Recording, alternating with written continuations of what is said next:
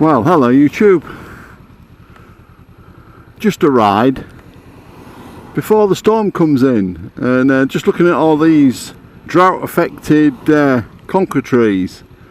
We're into September now, and you expect to see them, you know, starting to turn, but not as fast as they have this year.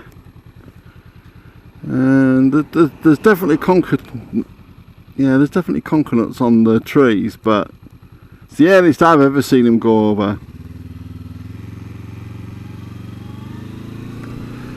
Seems everywhere we go at the moment round here do we bump into roadworks.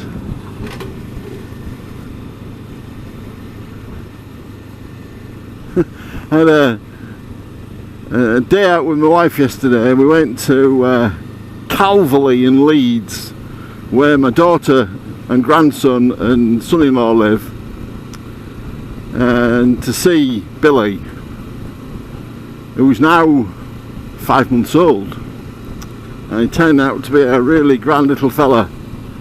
And the journey to Leeds is again affected by roadworks. My maps say I don't know, about an hour and 30 minutes. And no word of a lie, we set off at 9:15 to go 59, 60 miles, and we got to Leeds at 11:15. That's how slow the progress was. You all but give up the will to live. He's in a big hurry, isn't he?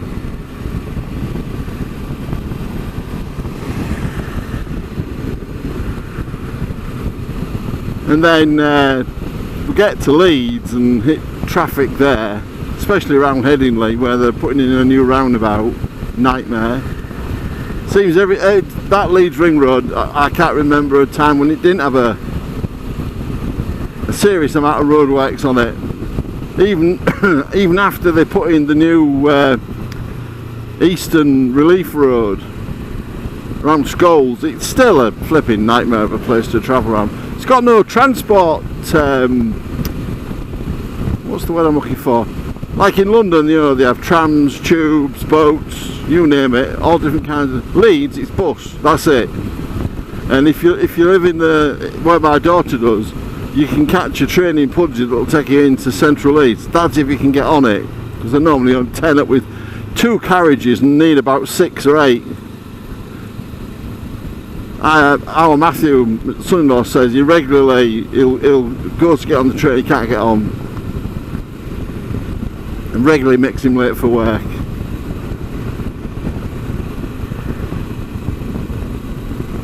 Anyway, the thought of going back through that mayhem, I thought, oh, I won't do that. I won't go through my normal route round the ring road. I'll go back round the airport. But it's a long while since I've driven from Calverley back round the airport, which is why, after getting seriously lost, I ended up in Guiseley, miles out of my way. Ended up going down roads I hadn't seen in a decade. Old Pool Bank was an eye-opener. I can't believe I used to go down that little narrow lane with an ambulance. It was bad enough going down there in my little Tiago. God, flipping heck. Talk about a narrow, windy old piece of road. And the daft part about it is, if you just go another 50 yards, you come out on the bank anyway. You know, I've forgotten about all of that. So I definitely don't like driving in Leeds.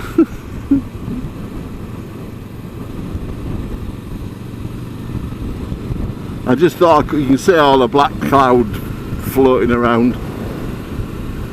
So I just thought I'd come and have a little bimble around, enjoy an hour on the bike, and make a film, because I haven't got any left in my library. I've used all my films up.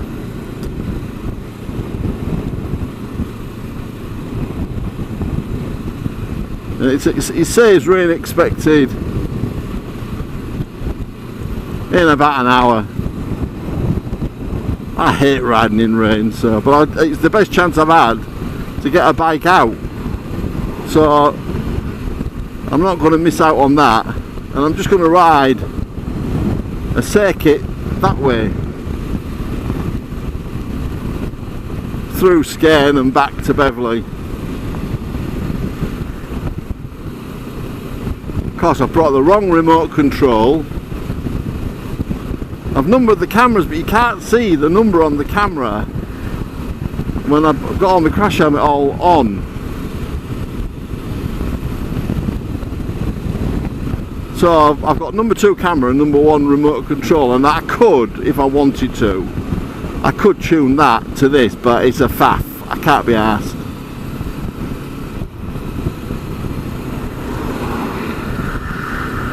I never understand why they come down here. Right, there's literally 1 mile of road. This is basic bypass. That's 60 miles an hour, and the rest of the road, just about to Driffield, is a 50. There's a few little bits, but it takes 20 minutes to get to Driffield, and it rarely varies more than a couple of minutes. So I never understand why there's people in such an all-fired hurry.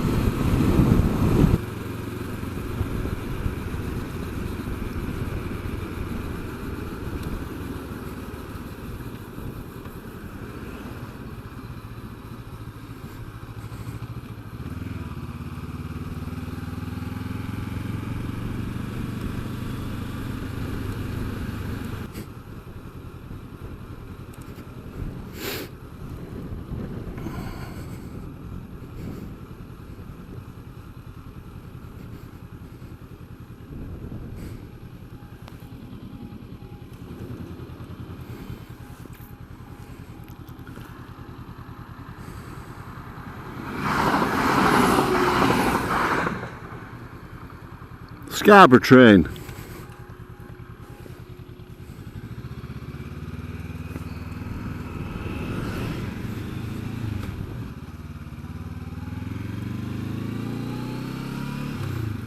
You're starting to see a lot of this.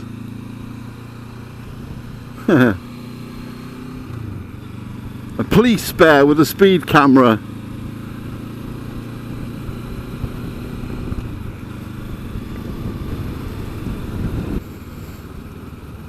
Yeah, it's just nice to get out for if only for half an hour. Just have a bimble around. Try and get back before any of these showers come in, so I can get Daisy taken for an afternoon walk. But I just need to go and get some petrol before I put the bike away.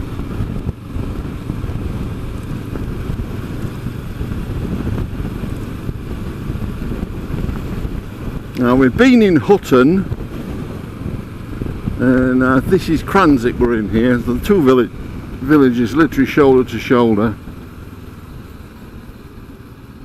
And no, I've got it wrong way around.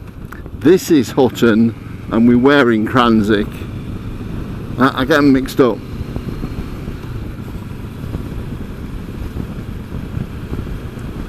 And just ride a loop of the village. And there's some serious rain coming, I can see it on the horizon.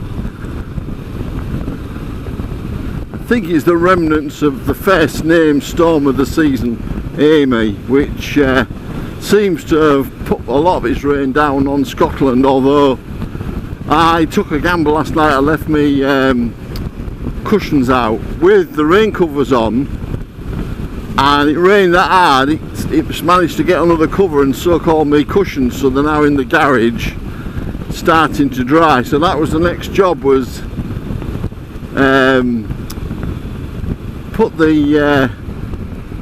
take all the covers off and put them in the washing machine, because that'll be it. That's it for summer now.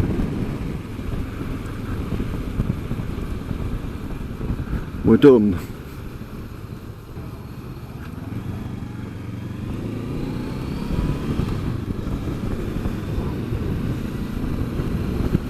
And that's the nice thing about the little CL. It's one of those bikes, you know, you just sort of get it out. It's not a lot of bother to use. You can just You know, chuck a pair of bike boots on, a decent pair of gloves, crash helmet and your jacket. I've got a decent thick pair of jeans on.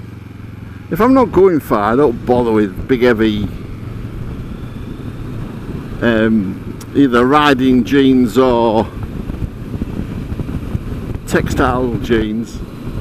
They're pretty good. They're like a canvas.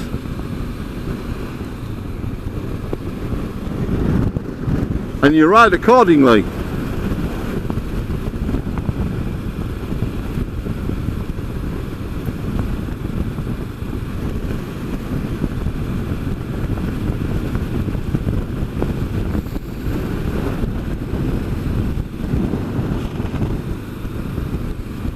He gets a few nice bikes under there for sale. I think that one was a Phaser 600. I have to say, I think I prefer the older bikes, you know, from sort of early 2000s to the stuff that they're producing today, all the high-tech gimmicks that are on them.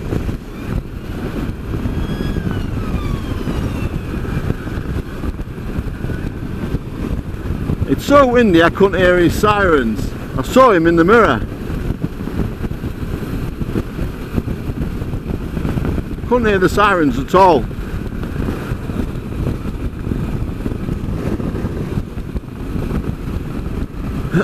Yeah, as I was saying, I think I do prefer things like that Phaser. I quite like them. I nearly bought one when I was looking for a second bike to run alongside my Pulse 250. I actually went to Five Ways in Hull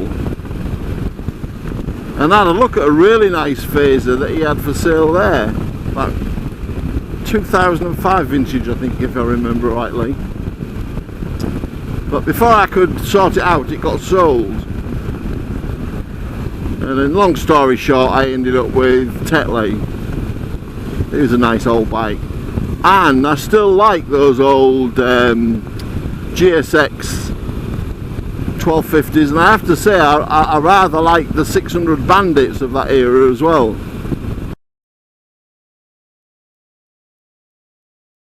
I think they're interesting. They don't cost a lot of money, and I sort of asked myself the question, what can a £15,000 Honda or well, whatever blend of naked you want to talk about, Yamaha, Suzuki, Honda, what can it do that a well-maintained 2005, 2007 era Suzuki or Hornet or whatever you want to look at can do, you know? And like when you look at Richard Z, I think that Z, I'm never quite sure because he has a private number plate. I think it's a 2015. I think, but I don't know. I'm sure Richard will correct me. But when you look at Animal, he's the last of what I would call the DIY friendly generation of motorcycles. I mean, you can go in the garage in winter time and he'll be literally in 100 pieces laid on the floor, you know.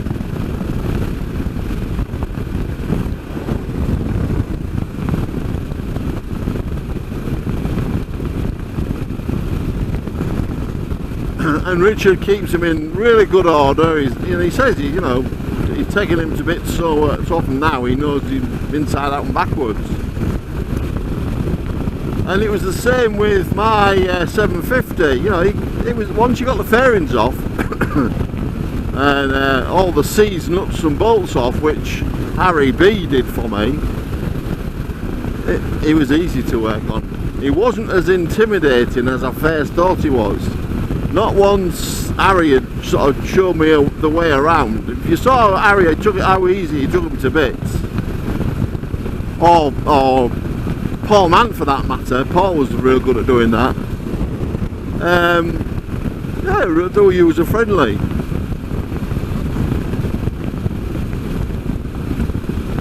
I keep looking, I keep my eye out, because I really like, I had a CB600 Hornet, now then, what year was he? 2012, white one. And I keep looking, and they're as rare as hen's teeth. You can find loads of them that were pre-2012, when they did the facelift. It's dead easy to spot the early ones because they have different clocks. And I wouldn't say no if I got the chance of one. Just for a little, you know, bit of hobby bike, bit of interest bike. I keep looking, I spend hours poring over Auto Trader website and, you know, look at all kinds of different things. I've not seen anything yet that sort of catches my eye. Not like this little 500 does. You never know, something might come up. It's got to be naked though, I don't want it covered in fairings and all that. You know, maybe 1,500 quid, have a punt. When I bought Tetley, everybody said to me, "You've just bought a black hole to throw pound notes in."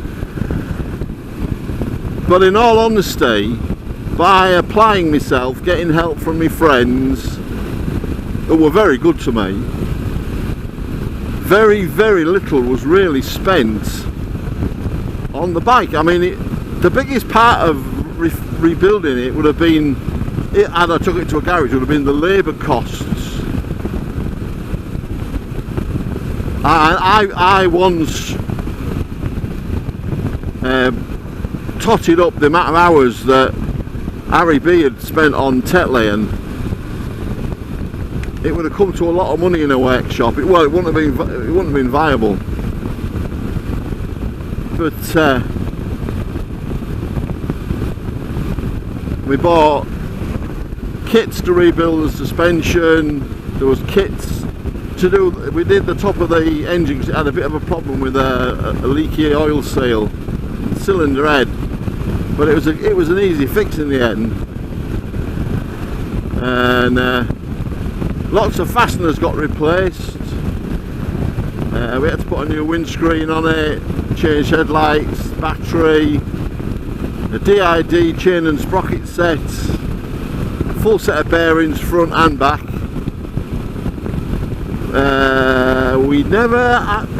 The one bit of luck we had was it had its the steering, you know, the bearings for the steering, they were new. We had to dig down and had a look, and it was dead obvious there were new parts, and Harry B said, "Oh no, we don't need to do that, we won't worry about that for now." And Harry made me a really nice seat for the shame of it is it would have been a really nice bike to hang on to, but in the end I couldn't ride it for the same reason that Solo Motor UK had to part with his lovely Z1000SX knees. Just knees couldn't take the strain.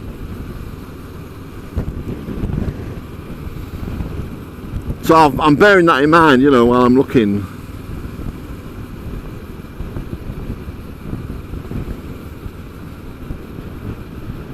But I can't believe the price that brand new motorcycles are going for. It's ridiculous. I was looking at a new version of Derek's GS. I think it's about 15 or 16,000 quid. It's bloody ridiculous. And when you see the beautiful bike that Derek's managed to get himself, and when he's a clever lad, you know, like making them look good. And you guarantee by the time he's finished with that bike, it'll be absolute. With a private number plate on, you'd think it were brand new. I guarantee it. So it's sort of food for thought. You see how it's blowing now, look. This wind's got up while I've been out on the bike.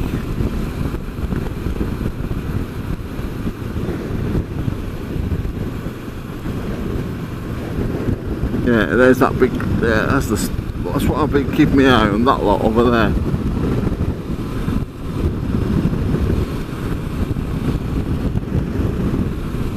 It rained something about 4:30 into the wee small hours last night. My God, it really rained. But we've been dead lucky because we're getting it in small amounts. It's not coming all at once, so the chances of us getting flooded, he said, fingers crossed, are better. You know, the ground is now, it's starting to get more susceptible to water. Rather than water sitting on the top running off, it's starting to soak in. I was having a look at my garden this morning, and that's what you need, is when you get these hard baked fields, water can't get through the top layer. You know, it's like cement, so it's got to go somewhere.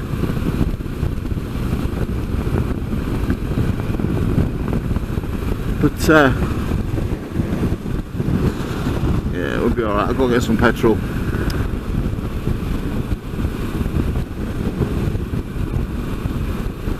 We've had really heavy showers. There's been a few decent puddles lying around, but so far it's been okay. We want it just to keep raining steadily. Then it starts to build up.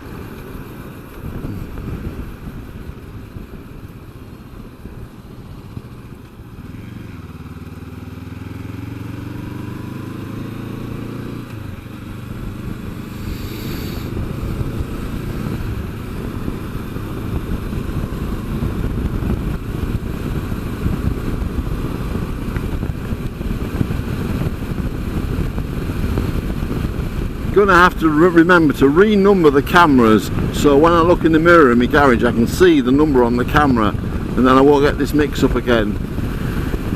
It's not that big a problem, it just means I get one big chunk of filming and I have to break it down, you know, to make it into a decent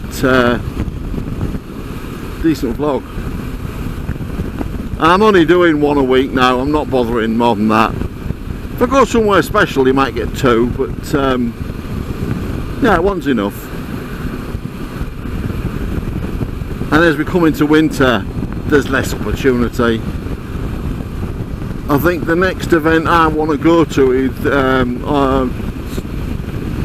Sunday after next, which I think that's right. I'll have to check my calendar, but I think that's right.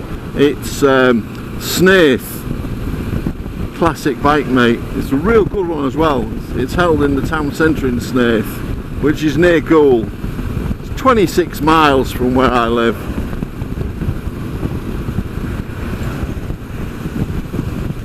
It'll be a nice one for Nick. I would think Snaith is about, well, I don't know how far he is from Selby, but I would guess about 35 miles.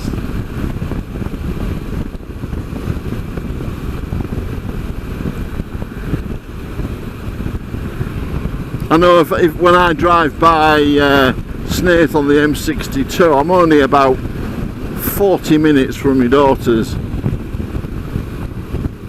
and that's to the side of I say she lives in Leeds, but she actually only lives 2 miles from the boundary of the city of Bradford. She's nearer to Bradford than she is to the centre of Leeds, but it has a Leeds postal address.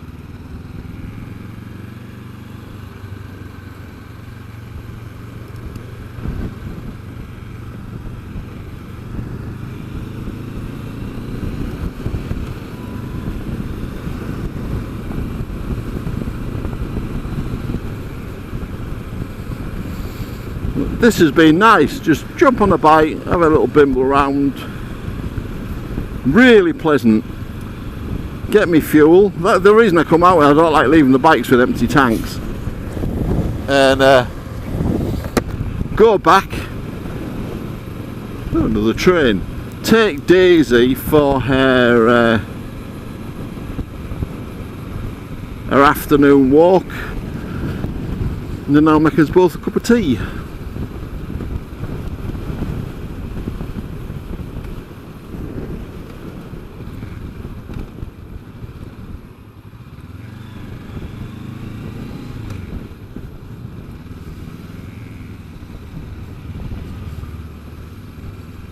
There are big heavy bikes. I spy a motor guzzi bridge train. The bridge trains only have 2 cars. The Scarborough trains have 3 or 4. Guzzi. Oh, I really.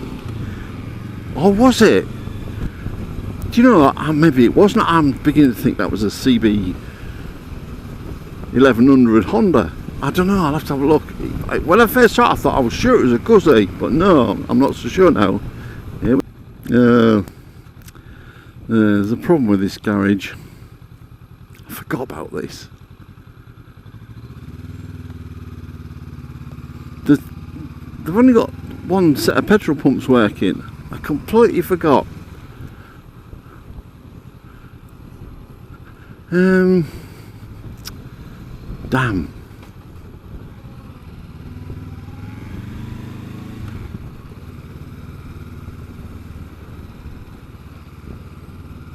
Oh, it'll have to wait. I can't think of anywhere else.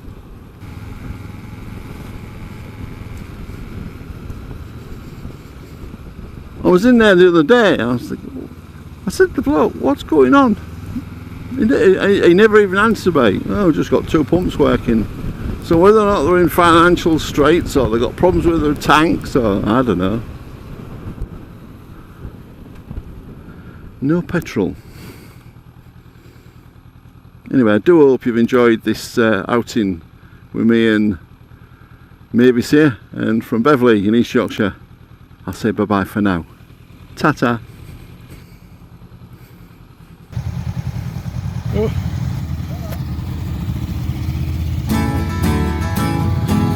There goes Graham on the mighty sail.